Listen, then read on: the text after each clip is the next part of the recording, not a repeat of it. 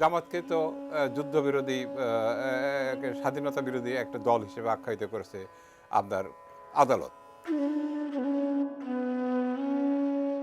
সমসাময়িক রাজনৈতিক ইস্যুতে টেলিভিশন টক শোতে বেশ পরিচিত মুখ ছিলেন সিনিয়র সাংবাদিক আমানুল্লাহ কবির।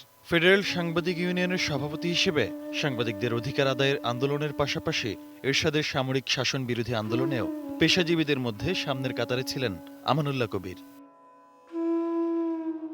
আমানুল্লাহ কবির দীর্ঘ 4.5 দশকের বেশি সময় সাংবাদিকতার সাথে যুক্ত ছিলেন। সাংবাদিকতার দীর্ঘ জীবনে বিভিন্ন জাতীয় দৈনিক পত্রিকার সম্পাদক ছিলেন তিনি।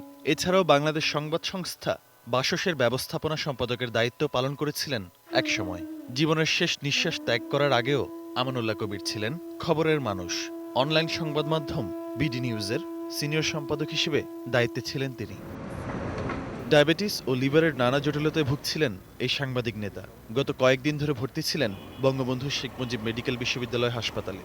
মঙ্গলবার দিবাগত রাত 1টায় চিকিৎসাধীন অবস্থায় মারা যান আমানুল্লাহ কবির। মৃত্যুকালে তার বয়স হয়েছিল 72 বছর। প্রবীণ এই সাংবাদিকের মৃত্যুতে শোক নেমে এসেছে দীর্ঘদিনের সহকর্মী ও স্বজনদের মাঝে। লিভার এবং হার্ট আগের থেকে ওনার ডায়াবেটিস ছিল।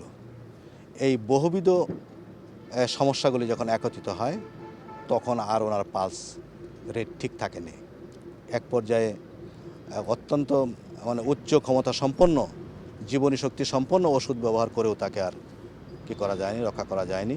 তার জীবন এবং জীবিকা এবং তার যত কর্ম এবং তার জীবন বুধ পুরোটাই প্রেস ক্লাব এবং সাংবাদিকতা কেন্দ্র করে।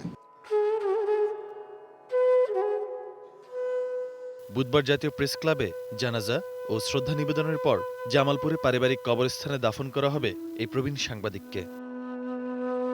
আহমেদ রাবি তানিম, এটিএন নিউজ, ঢাকা।